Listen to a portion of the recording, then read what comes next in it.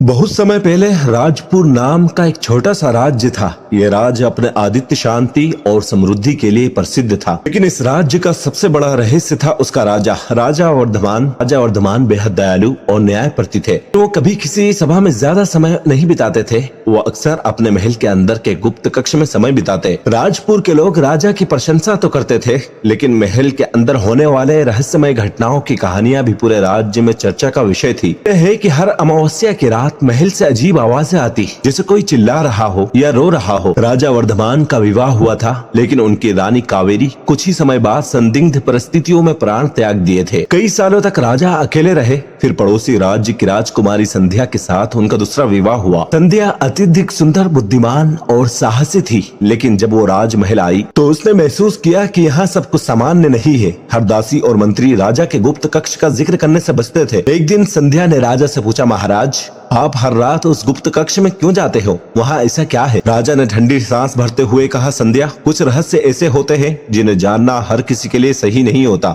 तुमसे सिर्फ इतना कहूंगा कि उस कक्ष के दरवाजे के पास भी मत जाना। संध्या के मन में जिज्ञासा बढ़ती जा रही थी। उसने महल की एक पुरानी दासी अमृता से पूछा, अमृता, इस गुप्त कक्ष में ऐसा क्या है? क्या तुम जानती हो? अमृता डरते हुए बोली, रानी साहिबा, बस मैंने सुना है कि राजा वर्धमान ने कुछ ऐसा छिपाए रखते हैं जो दुनिया के लिए खतरनाक है, लेकिन मैं कुछ नहीं जानती। कृपया इसे भूल जाइए। लेकिन रानी संध्या की जिज्ञासा कम नहीं हुई। एक रात जब राजा अपने कक्ष में सो रहे थे, संध्या ने महल के दासों की मदद से गुप्त कक्ष तक जाने का रास्ता खोज निकाला। वो धीरे धीरे उस कक्ष के पास पहुंची। दरवाजे पर भारी ताले थे, लेकिन किसी तरह उसने ताले खोल दिए। जैसे ही वो अंदर पहुंची, उसने देखा कि कक्ष के बीचों बीच एक लोहे की जंजीरों में जकड़ा हुआ आदमी बैठा हुआ था। उसकी आंखें लाल थी। उसकी उपस्थिति से डरावनी ऊर्जा महसूस हो रही थी। वो आदमी धीरे धीरे बोला, तुम कौन हो? क्या तुम भी मुझे यहाँ बंद करने आई हो? संध्या डर गई। उसने देखा कि कक्ष की दीवारों पर अजीबोगरीब शिलालेख थे, जो किसी पुरानी अभिशाप की ओर इशारा करते थे। तभी राजा वर्धमान वहाँ पहुँच गए। उन्होंने रानी को कक्ष में देख गुस्से और चिंता से कहा, तुमने मेरी चेतावनी क्यों नहीं मानी? अब तुमने वो देख लिया है जो तुम्हें कभी नहीं देखना चाहिए था। संध्या ने कांपते हुए पूछा, महाराज, ये आदमी कौन है और इसे यहाँ क्यों बंद किया गया है? राजा ने गहरी सांस ली और बोले, ये कोई साधारण आदमी नहीं है। ये मेरा जुड़वा भाई विक्रम है। वो जन्म से शरापित था। जब हम बच्चे थे, एक साधु ने कहा था कि विक्रम का मन बुराई से भरा होगा और वो राज्य को नष्ट कर देगा।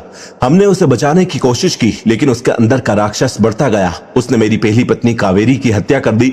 मैंने उसे रोकने के लिए यहाँ कैद कर दिया। संध्या की आंखों में आंसू आ गए। उसने राजा से कहा, महाराज, क्या ये सही है कि आपने अपने भाई को इस तरह बंद रखा है? क्या कोई और रास्ता नहीं था? राजा ने जवाब दिया, मैंने सब कुछ कोशिश की, लेकिन हर बार उसने अपना दुष्ट स्वरूप दिखाया। मैं अपने राज्य और अपनी प्रजा के लिए उसे यहाँ रखने को मजबूर हूँ। विक्रम ने चिल्लाकर कहा, भाई, तुमने मुझे यहाँ बंद करके खुद को राजा बना लिया, लेकिन सच यही है कि तुम मुझसे डरते हो। एक दिन मैं यहाँ से निकलूंगा और सब कुछ खत्म कर दूंगा। एक दिन राजा वर्धमान के राज्य पर हमला हुआ। दुश्मन सेना बेहद शक्तिशाली थी और राजा को ये एहसास हो गया कि वो इस युद्ध को अकेले नहीं जीत सकते। उन्होंने विक्रम को मुक्त करने का कठिन फैसला किया। राजा ने विक्रम से कहा, तुम्हें आजाद कर रहा हूँ, लेकिन इस शर्त पर कि तुम राज्य को बचाने आओगे। विक्रम ने हंसते हुए कहा, मैं तुम्हारी मदद करूंगा, लेकिन मेरी आजादी की कीमत तुम्हें चुकानी होगी। विक्रम ने अपनी अद्भुत ताकत से दुश्मन सेना को हरा दिया, लेकिन जैसे ही युद्ध खत्म हुआ, उसने राजा से कहा, अब ये राज्य मेरा होगा। मैंने तुम्हारे लिए युद्ध लड़ा, लेकिन मैं राजा बनूंगा। राजा वर्धमान ने पहले ही इस स्थिति के लिए योजना बना ली थी। उन्होंने विक्रम को रोकने के लिए एक जादुई तीर चलाया, जिसे उन्होंने सालों पहले साधु से प्राप्त किया था।